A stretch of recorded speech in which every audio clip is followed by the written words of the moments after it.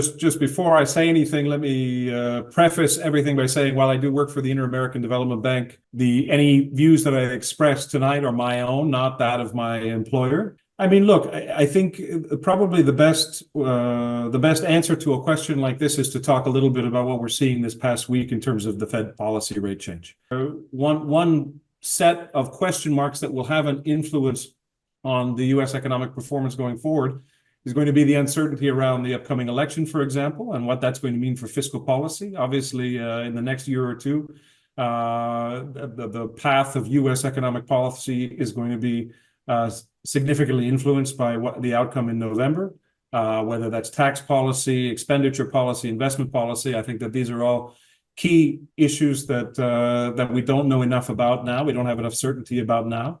But I think that from the investor point of view, from the market's point of view, that 50 basis point reduction easing by the Fed is really pointing to the fact that the economy, while it continues to perform, is now the focus of attention, and that it's going to need some stimulus in order to continue in this Goldilocks path that we seem to be in, which is a soft or no landing scenario. Most people are saying soft landing, which means no recession. I think you can also argue it's a no landing scenario where the plane comes close to the runway, but then accelerates and takes off again. But I think that's really where we are.